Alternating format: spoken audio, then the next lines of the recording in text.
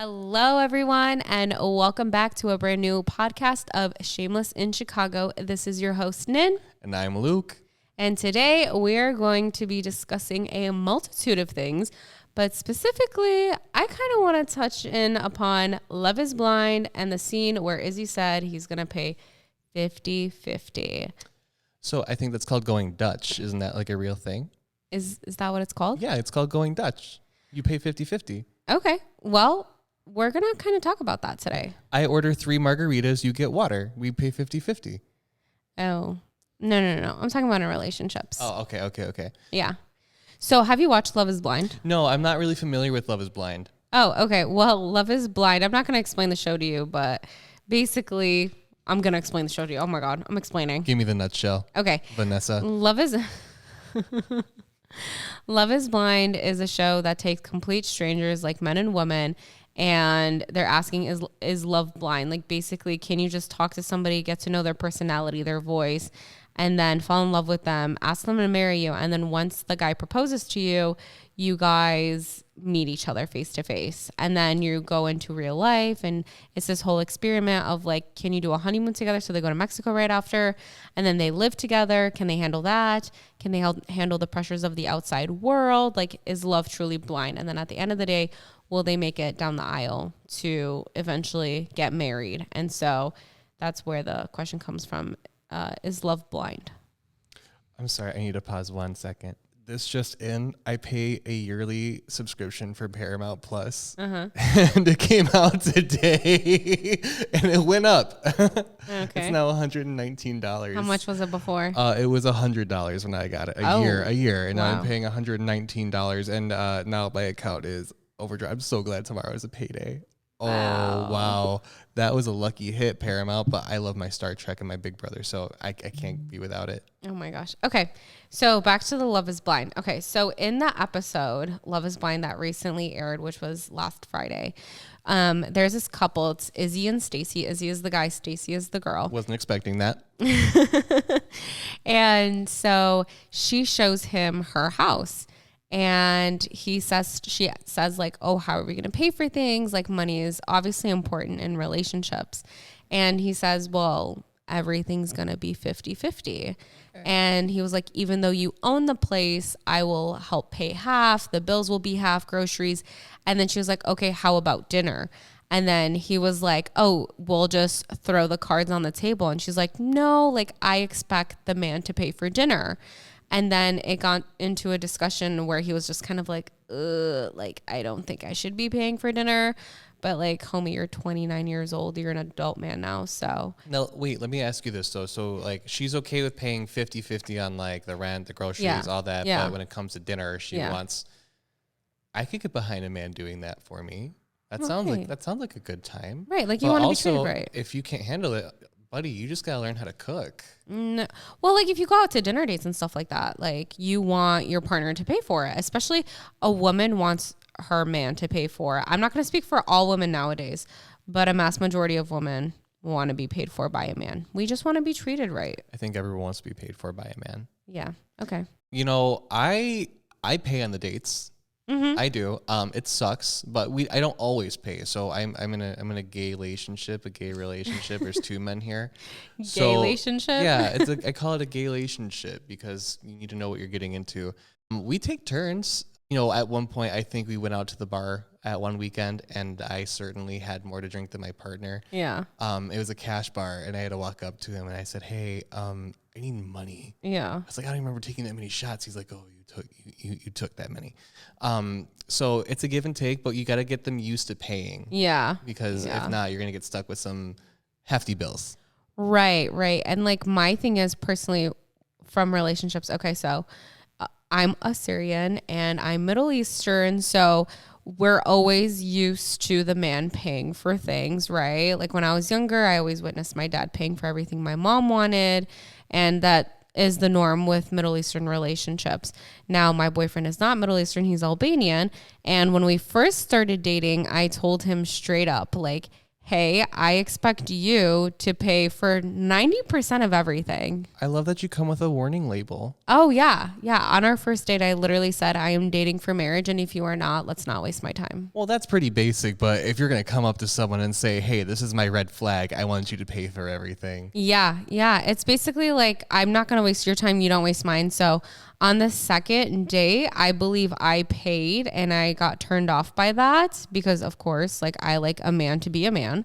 And by the time we got to our third date, I told him straight up, I was like, hey, I'm going to need you to pay for 90% of everything. And the times I pay will be rare and it won't be planned. So either you take it or you leave it. And It's going to be a surprise. You're just going to be like, oh, you know what? This time I think I'll pay the $5 bill for the 2 snow cones. no, that's actually exactly what happens. Oh, dear Lord. No, that's literally what happens.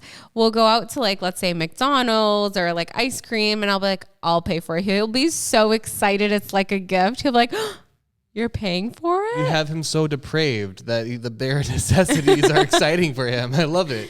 No, but it's cute. It's fine. But like, I feel for him, he tells me so often he feels so masculine when he just takes over that little role. And it's like, it's great because it makes you feel good and I feel good. And my wallet is happy too. I personally believe that you're in a relationship. I grew up watching my parents pay 50-50. Okay. I think 50-50 is fair. You know, sometimes a man wants to feel treated. They want to feel special too. Men want flowers. Men want chocolates. Men want to be taken to dinner. Yeah. Especially on their birthdays. Yeah. But I think that it's important. It builds like trust in a relationship to know that, you know, I can say I can rely on this person if something happens to me. Mm-hmm. Yeah. But yeah, that's how I feel. I agree with 50-50. Go off, dude. Learn how to cook. Yeah. Yeah, but I think that also reinforces like what you grew up with is what the norm is for you. That's true. It's nature over nurture, or is it nurture over nature? It's nurture versus nature. It's never one over the other. They're just a versus. Well, the eternal fight. Wolves. It is. And so I never grew up like my mom never paid for anything. Like my dad always paid for stuff. Even when she was working, my dad was like, keep the money for yourself. As my husband duties, it's to take care of the house, the wife and the kids. And so that's what I grew up with. And that's what I expect from my relationship as well. I know times have changed. Things are more expensive nowadays, but they're we can't just say they're so much more expensive. They're exponentially much more expensive. No, literally. So not to veer too off topic, but 50-50 relationships, honestly, I don't think you should be nervous to talk to your significant other about money because that is something that a lot of people get divorced on. Absolutely. Is financial issues. And if you are too nervous to talk about finances with your boyfriend, your partner, whatever the case may be. You shouldn't talk about anything with your partner. You shouldn't be with them. You shouldn't. And you should be able to talk to them outright. And especially when it comes to money, if you're uncomfortable with it, let's say like my boyfriend was like, listen, I'm not comfortable paying 90% of the time. That's just not something I'm willing to do. Have a conversation, compromise, or leave the relationship. Yeah, talk him down to 80 or something. You know, you can always make it work. Make some room. Right, exactly. And if you're like in a relationship with somebody who's more in debt than you, perhaps, you might be like, hey, like, can you pick up a little bit more than me because I'm in debt? Like, for example, I have student loan debt. My boyfriend does not. And so that's when things start to change. Like, you know, like, hey, I have this extra finance every month that I have to factor in. Can you pay for dinners a little bit more often? Can you like pick up the bill on groceries a little bit more often? I think it's perfect, you know? Yeah, I mean, as long as your partner is completely aware of what they're getting into and they're consensual, it's not a big deal. Yeah. But I think transparency is key in relationships. I agree. Definitely, I would say before you get into a relationship, I think it's healthy to talk about the amount of debt that you're in because someone's trying not to marry someone who's $100,000 in debt because your credit scores, I think, kind of get joined up when you're married and it makes buying a house a bit harder. Yeah. So, I mean, credit's kind of a prerequisite for a relationship these days. You need a credit check. Thankfully, it's a soft check. Yeah. But you need a soft credit check before you can start dating anyone in 2023. Yeah, I'd have to agree because I told my boyfriend that I was pretty heavy in student loan debt and he was just like, okay, like your debt is my debt. And once we get married, that debt becomes both of ours and we're both going to have to pay for it. But he knows about it. and he's willing to help me, and I'm fine with it. I'm fine with him helping me or not helping me. But that's a conversation we've already had. I don't want us to get married and him to be like, oh my gosh, you're in so much debt. We can't buy a house. I can't help you pay for this. And I'm thinking, oh, he's going to help me pay for it. We've already had that discussion. Good. It's not going to be a plot twist down the road. No. Like a bad movie. No. Oh, it's not a horror movie. It's you're in loads of debt. No, literally. I know people that go into relationships and then they're like, oh yeah, my wife was $20,000 in credit card debt. And I didn't know that before I married her. And did they stay together? Like, is that how that story completed? Like they found a way? No, they ended up getting divorced. And so yeah. do you think you take on any of that debt that you've married into after you get divorced? What do you mean? So like, say you and I get married, we get divorced, but I married you and you have your debt. Yeah. Do I take any of your debt with me? You know, I think it's split 50-50. That's horrific. And oh my gosh. But I'm not here to spread false information. I think it's Google really it yourself. It's really upon what you agree with your significant other and what your lawyers agree upon with you. So let's say like I'm in debt. Are you taking part of my debt? Are you taking some of the credit card that we like accrued over the 10 years of marriage, right?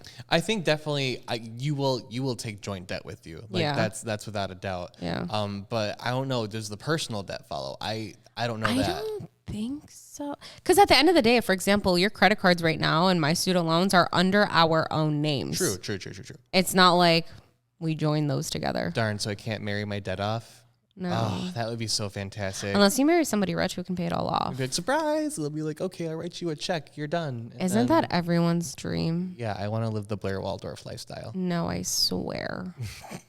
Oh my gosh. Anyways, that's enough about finances, but let's talk about more adult things. Yeah, I want to talk about how I'm watching a show on Hulu called Pose. Okay.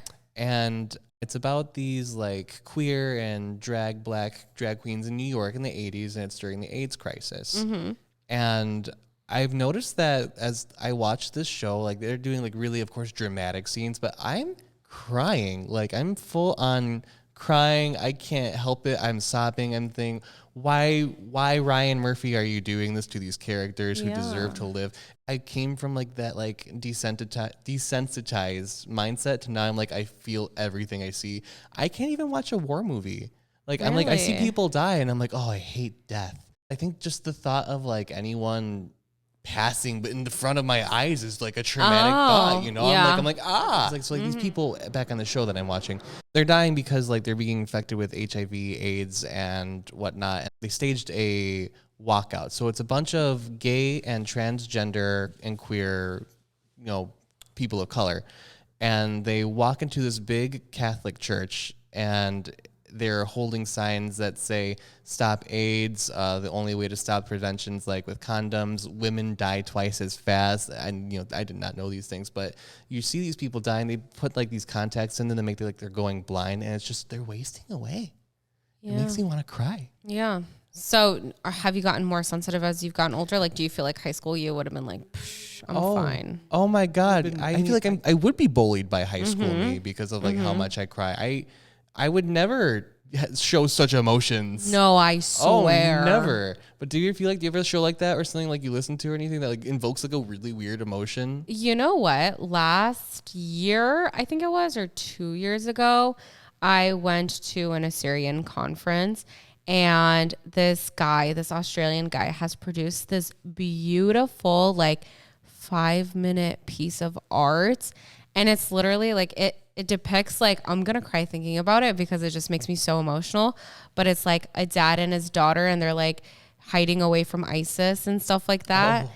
And, you know, when I was younger, I learned about like the whole U.S. invasion of Iraq, you know, and I was like, okay, like, war is war. We've been through war like for hundreds of thousands of years, right? But for some reason, like this video like hit so hard for me. I started crying.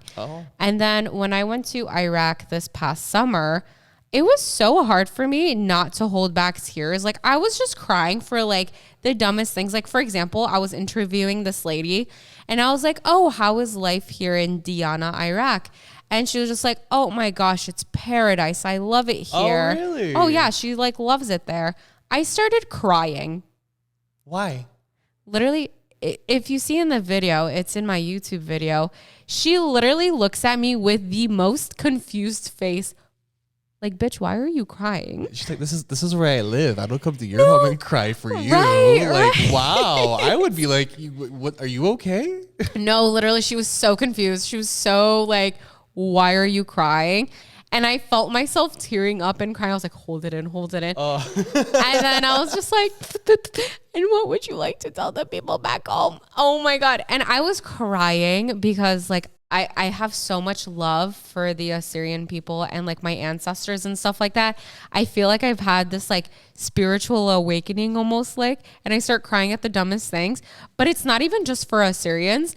Also, like when I was in college, I took a class called Serial and Mass Murder. And yeah. Hold on. What? Yeah. It was a college course? It was a college course. An accredited college course? Yes. That you got hours for? Yes. That went towards your degree? Yep. That sounds horrifying. Tell me more. It was a great class. I learned the difference between serial murder, mass murder, the psychology of them, all of that, and like the research that has gone into it. I already know the difference between a serial murder and a mass murder. It's what they eat for breakfast. Oh my gosh. Anyways, I could not take that. Now I could not take that course. I will start crying. I like literally tell me the victims, show me the victims' faces. I will start crying. No, I can't do it. I watch the news. I cry at the news. Oh my gosh. The news is the worst. So my boyfriend watches like the Spanish news. It's so much worse. Oh, like yeah. they thrive off of the shock factor. Oh, really? Yeah, so it's like, oh, a family of 3 murdered by their own daughter, baby, like 4-year-old. And it's like, what? How did she do it? She did it awfully. It was gruesome, a bloodbath. They didn't even clean up. They left the scene open for the whole camera crew. I'm like, what? It's shocking. Oh, wow. Yeah, like Premiere Impacto, like watch it with some subtitles. You'll be like, what is wrong with the world? And they'll have like a feel-good hour, I think, because, you know, they don't want to bring everyone down. That's insane. So do they leave like the blood and everything to show No, on the not news? actually. They don't. Well, you know what? Sometimes they will. Like they'll show you like the murder photo, but they'll blur out like the face or any like trauma. But do they show the blood? You'll see the color behind the blur. Yeah. Oh, interesting. But you can see a photo and there's like a headshot, like a gunshot wound in the head. Oh, wow. It's just a blur. You see the colors there. Your brain puts it together, and then they're talking about, oh, this happened. It was so horrible, horrific. Their family is so sad. They'll interview the family as they are grieving. Yeah. And it's just, I'm like, man, they have a different way of doing it around here, huh? It sounds like it. And that reminds me, like when I was younger and my mom would see my dad have the news on, she would just be like, oh, turn off the news. We're tired of seeing all of these depressing things, blah, blah, blah. And when I was younger, I'd be like, why? Don't you want to know what's going on in the world? Nope. Ignorance is truly bliss. It's not only that, is that the news really highlights all of the negative stuff that is happening in the world rather than the positive. There's positive things that happen out there every single day. There truly is. And so now that I'm older, I'm realizing I'm turning into my mother. Oh, are you really? I've had the same realization. No, it's crazy because I'm like, I don't want to watch the news. Okay, please, like, don't turn it on. Leave it off. She cries at the most simplest things. I'm like, I used to be like, Mom, why are you crying? Now I'm crying right there with her. And it's like, and our mannerisms, insane. They're exactly the same. She's always cleaning. She hates coming back to a dirty home. You speak Assyrian the same as well. Do we really? Oh my God, your voices just get more and more similar the older you get. Really? Absolutely. Like just in Assyrian. So like, do our voices sound the same? Your voices have the same inflection. Like, you showed me a recording of your mom's voice and a recording of your voice. I would have thought that was like your mom speaking, but like 10 years ago. Oh, wow. Yeah. Because you speak the exact same. There's maybe a little difference in the tone of your voice, but you speak the exact same. That's kind of crazy. I always think you two are fighting. No, we're not. Me and my mom like fight in private. I also believe I'm turning into my mother, and I think that you look like your mom. I do. You look like your mom. I couldn't escape those genes.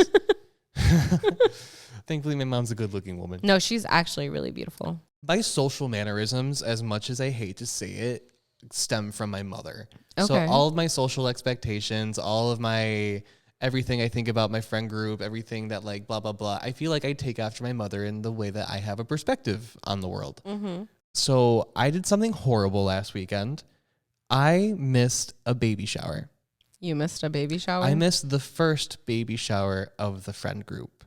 The first, and you missed it? I missed it. I've never felt worse about anything. The worst part is that I was at the bank and I thought, hey, I'm here at the bank. And as I'm realizing this, I feel like I'm getting hit by a train.